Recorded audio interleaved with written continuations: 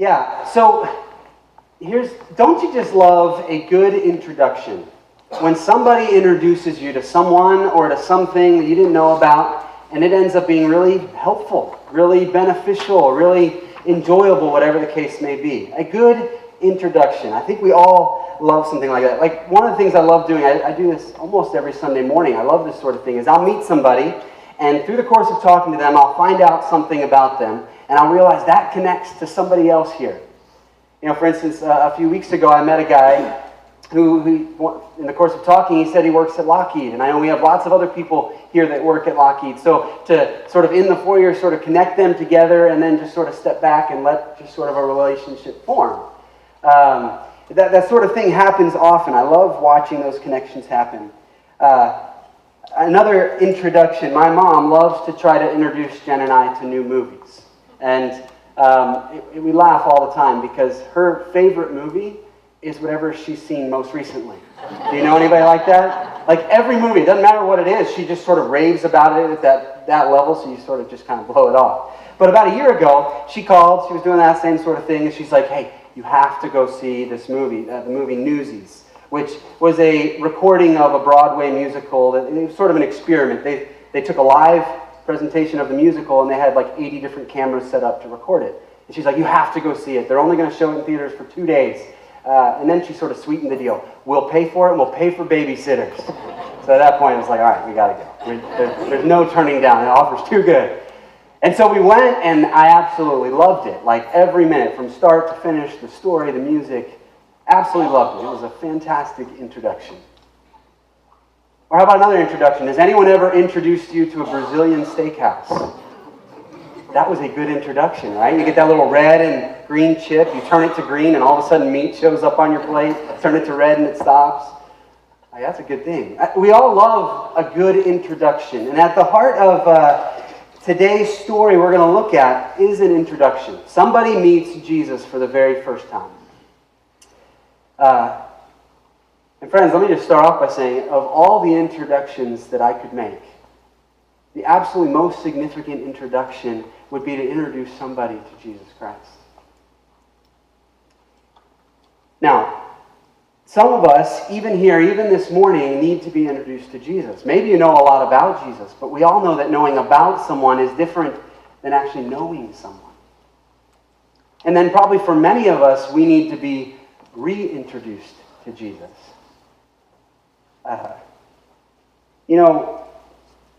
Maybe the relationship with Jesus, as mine does often, sort of becomes a little bit routine, a little bit familiar. And familiarity is one of the great enemies in any relationship. When we start to take one another for granted, familiarity is the great enemy in family relationships. When we stop seeing each other and stop learning about each other. This is a problem in our families, it's a problem in our church, it's a problem in community groups. When we become so accustomed to each other, we stop seeing each other. A couple years back, I married a couple in Ohio. And then about a year later, they were sort of back in my office, and they were having a lot of problems. And as I was sort of listening to them and hearing what was going on, I realized that they were in that sort of rut. That rut of routine where they weren't really seeing each other. And afterwards, I had sort of the guy stay back after we were finished. And I said to him, you are married to an amazing woman. And she's smart, she's capable, she's attractive. And it seems to me that everyone else around her can see that except you. The familiarity has sort of blinded you. It's a killer in any relationship, but it's also a killer in our relationship with Jesus. Which is why I'm really excited for our series that we're starting today that'll go over this summer. We're calling it FaceTime. But basically, each week, we're going to take a different encounter that someone has with Jesus in the Gospels. A one-on-one conversation that Jesus has with someone. But my hope in this is that we will be reintroduced to Jesus. All of these stories are very familiar. But that by looking at them again, by slowing down, that we will be able to see past what's familiar and fall more in love with our Savior. The key to finding meaningful insights in Scripture is patience. and thoughtfulness. I'll never forget the time I learned this lesson really clearly. I was in my first semester at seminary. I was taking Bible study methods with Howard Hendricks. And he had us do an exercise. He said, take out a blank sheet of paper, take out a Bible. For the next 30 minutes, I'm going to give you one verse, Acts 1:8. You will receive power when the Holy Spirit comes on you. You'll be my witnesses in Jerusalem and Judea and Samaria and to the ends of the earth. That one verse. Take that one verse. For 30 minutes, I want you to write down 50 things you see. 50 things that you can learn in this verse. And he sort of warned us at the outside. After about 5 minutes, you're going to think you're done. But keep going. Keep sort of pressing in. So that was the exercise. And he was right. After about 10 minutes, I was like, there's nothing else to see here. I mean, there's only 21 words in this verse. Like, how can you write 50 things about this verse? But I just kept sort of pressing on. At the end of the 30 minutes, he brought us all back together as a class. And he said, okay, this is what I want you to do. I want you to circle the best, the most penetrating, the most thought-provoking insight that you have. Okay, look over your list and just sort of circle the one that sort of hits you the hardest. And then he said this, I want you to put up your hand when that happened. How many of you did that happen after the first 5 minutes? And no hands went up. How about after 10 or 15 minutes? A couple hands went up. How about after 20 minutes? Then about half of us put our hands up. 25 minutes, everyone else's hands went up.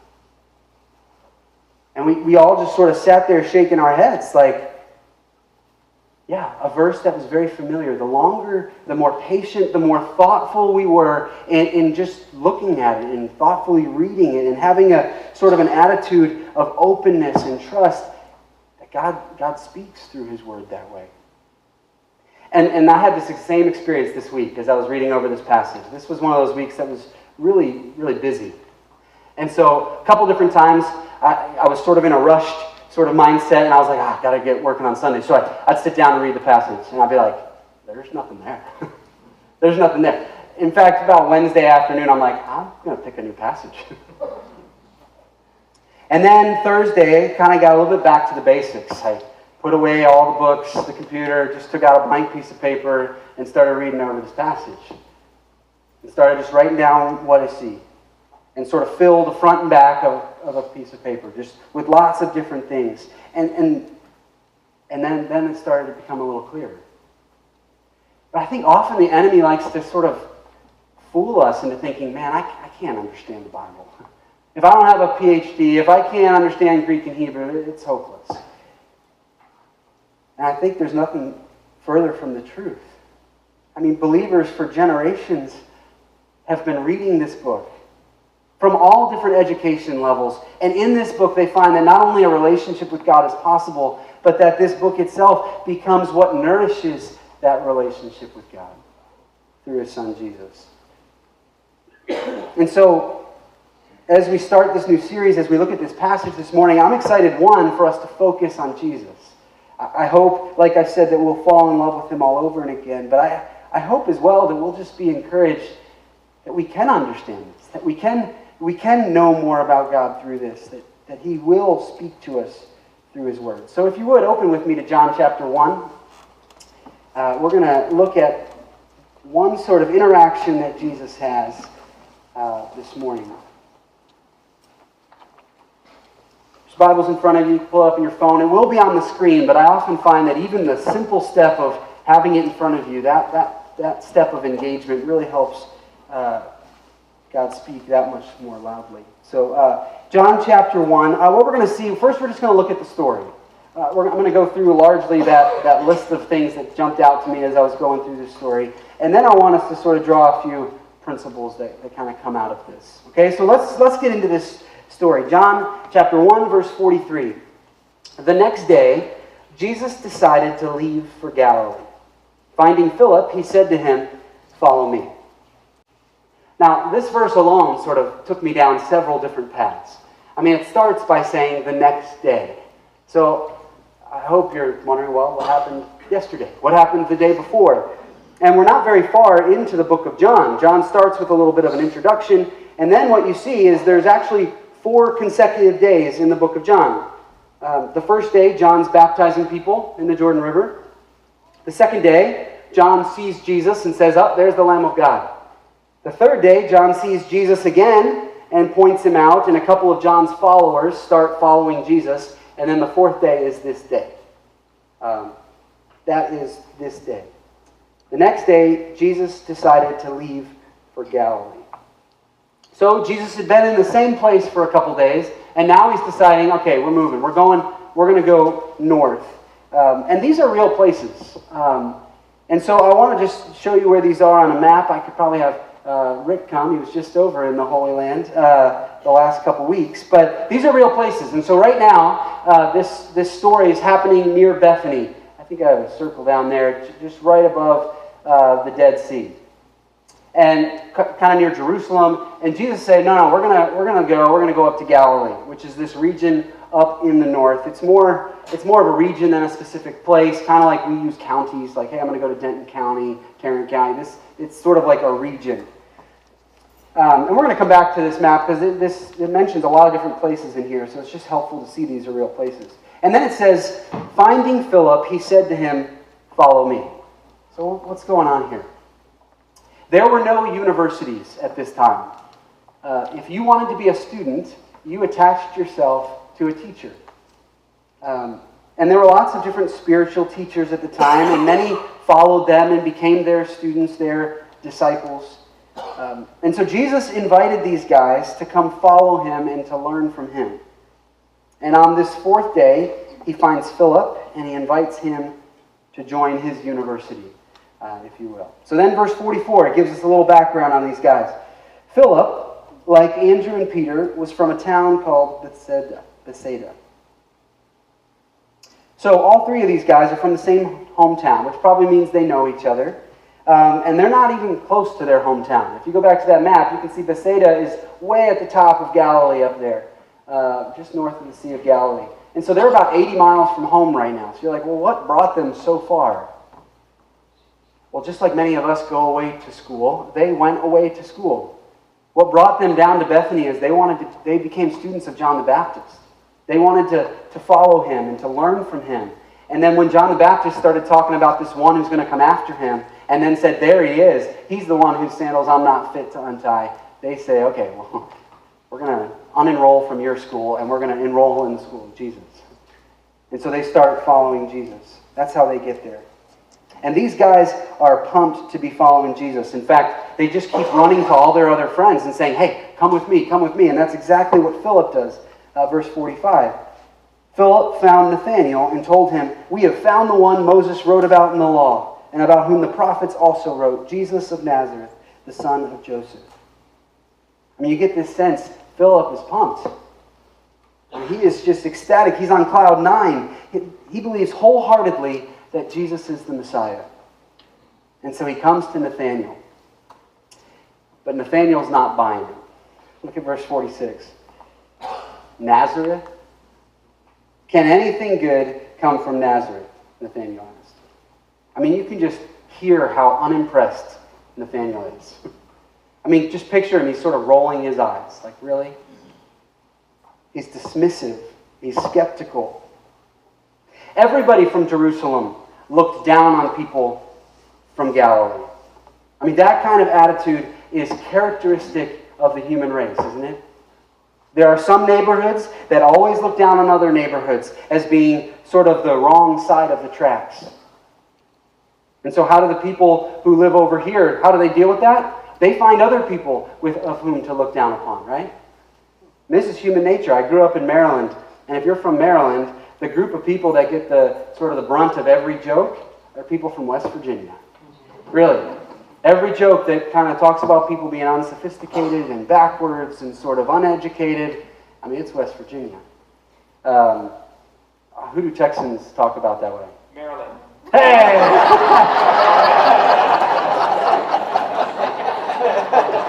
That was good. Well played. Almost like he had my script here. You know? Now, who do Texans talk about? I haven't been around long enough to pick up on it. Oklahoma? Everyone? Yeah, Texans love Texans, so everyone's downhill from there, right? So yeah, Texans look down on Oklahomans. You go to Oklahoma and guess what? They have other people they look down upon.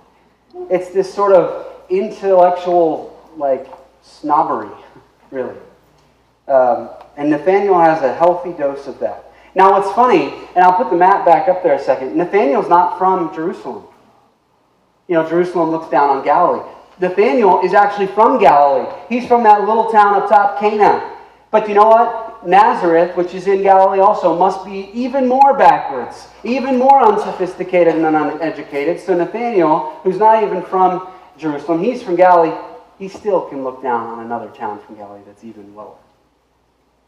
Always there are the right people, there are the suitable people, there are the smart people, and then there are those people. Right? And the way that you signify to the right and suitable and smart people that you belong with them is every time the wrong people are mentioned, you sort of roll your eyes.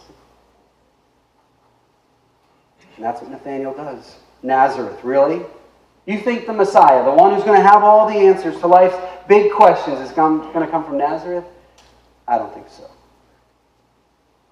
Let me just take a tangent for a second. This is largely how Christianity is viewed today. Christianity is still from Nazareth. You talk to most people today, and you mention Christianity, and they're going to sort of roll their eyes.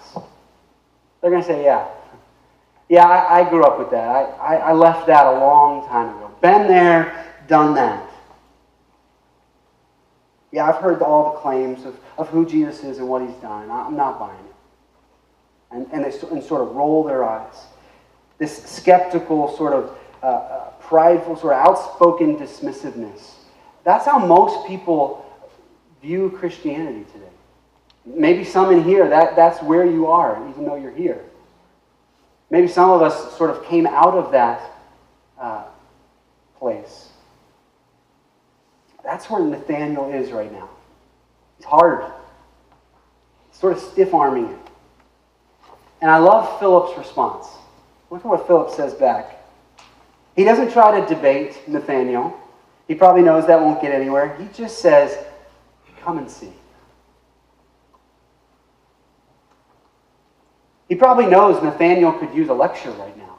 A lecture on how you don't just dismiss people because of where they're from. He could give him a lecture on pride and prejudice and dismissiveness, and yet he knows that's not what he most needs right now. What he needs is to actually encounter Jesus. And Jesus will take care of the rest of that. And what's amazing is Nathaniel actually goes. Which says something, doesn't it? It says that underneath this hard, sort of skeptical exterior, there is a spiritual seeker inside of Nathaniel. Even with such a low view of Nazareth, why does Nathaniel go? He goes because he's been looking for answers and he hasn't been able to find them anywhere else. Earlier this week, we misplaced my son's glasses. He's had glasses for about 2 months now, and the first time they broke after day 3, and then we had them for we finally got them fixed, and then after 2 days, they're lost. Okay? So it's not going too well. But, so we started looking around the house for the glasses. And after we looked in every place we thought the glasses could be, you know where we looked next? Everywhere we thought the glasses couldn't be. And that's where we found them. And I think that's what's going on with Nathaniel. He's searching. He's searching for answers everywhere he thinks those answers are going to be, and he hasn't found it. So he's actually willing to search where he thinks the answers won't be. Tim Keller, he often writes about how in 1989, he and his wife wanted to go to Manhattan to start a church. And all the Christians around him at the time basically told him, you're crazy. It's not going to work. You know who lives in New York, right? All of the smart, all of the educated, all of the young, ambitious people. People who roll their eyes at Christianity.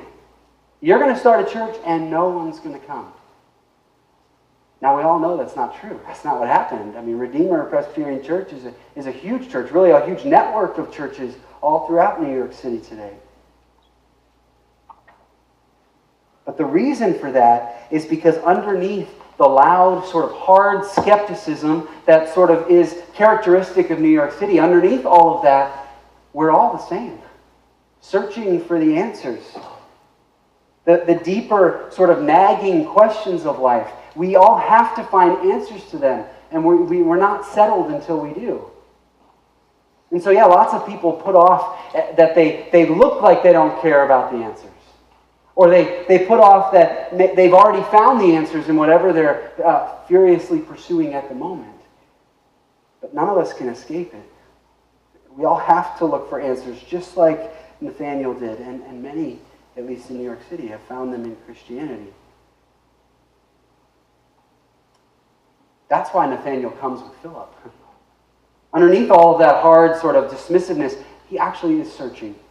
And we really see that in the next couple verses. He finally meets Jesus, verse 47. When Jesus saw Nathanael approaching, he said to him, "Here truly is an Israelite in whom there is no deceit." What's Jesus saying? He's basically saying, Nathanael, you are a transparent, sort of straight talker. You tell the truth. Now, if Nathanael was any one of our friends, we would say, wow, that's being really generous, Jesus. Because we would say, Nathanael, you're very abrasive. You are very outspoken. You tell the truth to a fault. And you isolate people and you push people away. But Jesus, we kind of see something about Jesus here.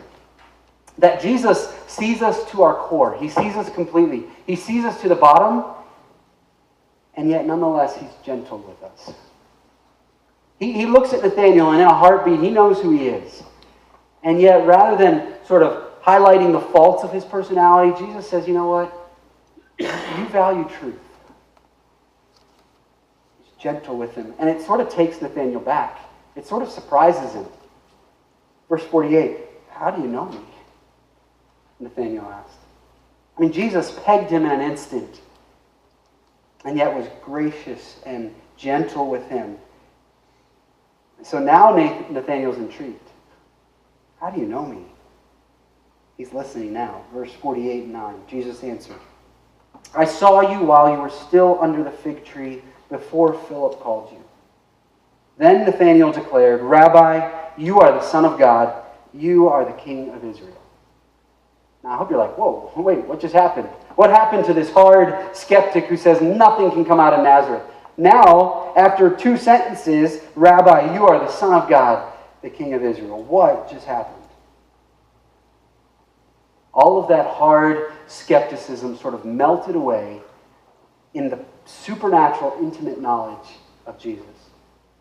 Jesus says, I saw you under the fig tree.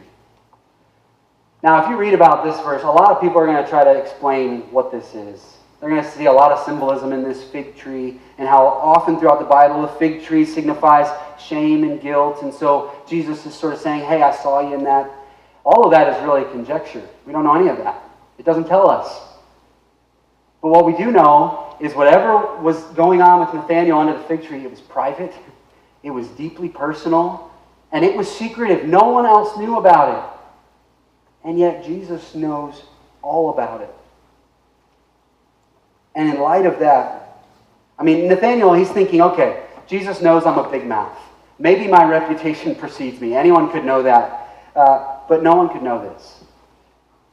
The only one who can know this is someone who has this supernatural, sort of intimate knowledge of me. And so in a flash, he's there. You are the Son of God, the King of Israel. He's all in. Now this is where Jesus kind of surprised me. Because if you or I were Jesus in this moment, you would think we'd give him a high five and say, you got it. You got it right. Way to go. And yet what Jesus does next is he sort of gently rebukes him. Look at 50 and 51. Jesus said, you believe because I told you I saw you under the fig tree. You will see greater things than that.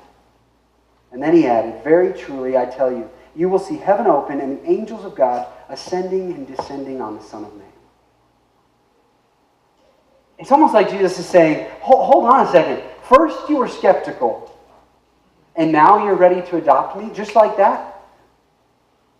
I haven't even begun to tell you about who I am.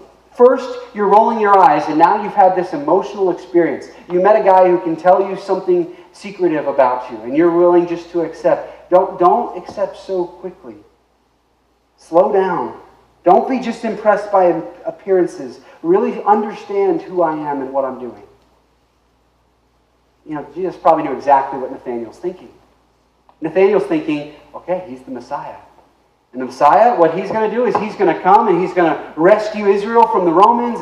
And he's got this whole timeline laid out of what Jesus is going to do. And Jesus says, no, I'm here on a completely different mission. That's what verse 51 is about. This heaven open and angels ascending and descending. It's actually a reference to the Old Testament where Jacob, he falls asleep and has this dream.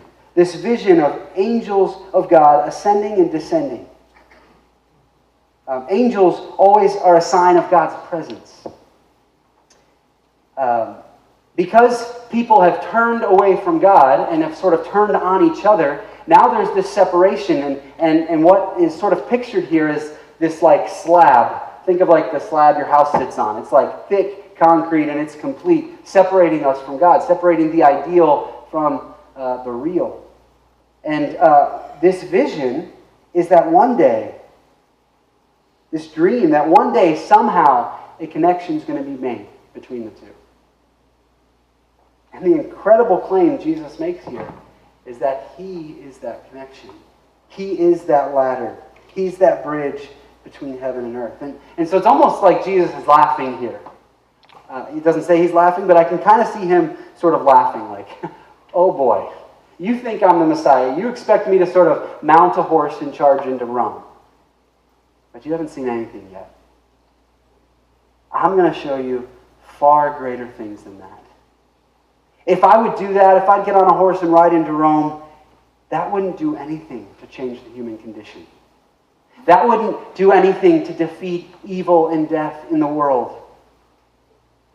That wouldn't do anything to connect you to God. But I'm the ladder. I'm the one who punched a hole through that slab that separated you from God and makes it possible. Through my incarnation, through my death on the cross, which you haven't seen yet, I'm going to bring you right into the presence of God. Nathanael, just hold on. You're going to see a whole lot more. You haven't seen anything yet. That's our story. And I hope as you sort of chew on this story and reflect on it, there'll be lots of different insights that sort of emerge. And I just want to call our attention to a couple that sort of hit me. Takeaways, big ideas. Here's the first one, that Jesus welcomes skeptics and encourages the search for more answers. And you can't miss that here. Never once in this encounter with Nathanael does Jesus sort of point his finger and say, you shouldn't have questioned me. You shouldn't be skeptical. You should sort of get your act together before you come to me. Jesus doesn't say any of that. You get the sense Jesus isn't threatened by any of his questions or his attitude in coming. Remember Thomas, the disciple Thomas, after the resurrection? He's not there when Jesus shows up and the other 10 disciples get to see Jesus. And so he says, I'm not buying it, guys. Not unless I see Jesus' nail marks and I put my fingers in the holes. I'm not buying it. And then Jesus shows up to him. But Jesus never once says, how dare you not believe? No, Jesus says, in effect, you want answers? I see your search for answers. And because you really want answers, I'm going to give you answers. Because you're searching for them. Jesus is not against people thinking. He invites it. He welcomes it. And most of the time, I think he wants us to search more. Kind of as he's asking Nathanael, hey, don't just accept me so quickly. Keep thinking. And this isn't just for new believers like Nathanael.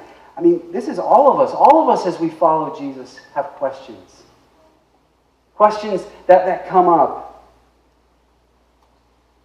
Jesus says, come with your questions. Seek and you'll find. Knock and the door will be opened. Bring them to me. So maybe it's questions about the goodness of God. Something happens in your and my life that we can't understand how a good God would let that happen. God says, bring your questions.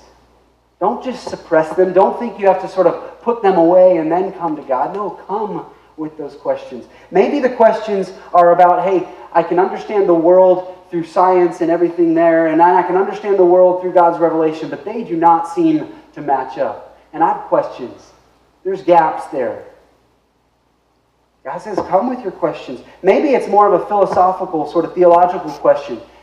God, really is the way to you as narrow as it seems when there's a world of 7 billion people out there? Maybe it's a question about the Bible or its reliability. His encouragement to Nathanael is, come with your questions. Keep thinking. Keep questioning. A second thing that stood out, that we've already talked about, but it's just a vital reminder for all of us, is that an encounter with Jesus is what changes people. Our role is to be like Philip in this passage, to go to other people and just say, come and see. Come and see. I found the one who's brought meaning and purpose into my life. You need to check him out. You need to get to know him. It's simply to introduce other people to Jesus, but sometimes we sort of mix it up. Sometimes we get talking about religion a lot more than we talk about a relationship. Or we get talking about the way instead of talking about the one. We sort of confuse things.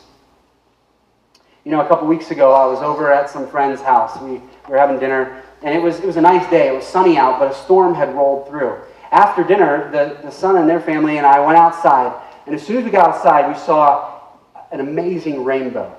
I mean, it was actually a double rainbow. Have you ever seen one of those with two? And it was the complete Roy G. Biv, 2 full cycles. You could see each distinct color, and you could see the complete end-to-end of both rainbows. It was incredible. Now, it would have been crazy for me to run inside to find everybody else and say, hey, here's what you need to do. You need to take about 12 steps that way, open the door, go 11 steps further, turn your head 50 degrees, and then look up about 30 degrees. Because all of them would have said, why? Right? No, all we did is we opened the door and yelled, rainbow! And I think that's sometimes how we confuse things here. We think we got to tell people all about the way and all about how you need to live and how about... We don't. We need to point people to Jesus, and he'll take care of the rest of that. It's an encounter with Jesus that changes people. We know this in our own lives. That's the only way any of us have changed. It's the only way anybody else changes too. And then sort of the last one is that there is more of Jesus to be experienced than we are currently experiencing. That's Jesus' invitation to Nathanael here. Nathanael, you've seen some of me. You've seen a little bit of my power. But Nathanael, there's more. I'm infinite. I'm always going to exceed your expectations, so come and seek me. Set your sights higher. Let's go deeper. So here's a question I just want to throw out. What is one way that we can seek him differently this week than we have been? To sort of take Jesus up on his invitation, that there's more of him to know. How can we sort of enter into that? And I'm not going to suggest even answers. I want to just throw that question out and let God's Spirit sort of answer that uniquely to each of us. So let me pray for us in that. And we're going to take communion and sing another song, but let me pray for us around this question.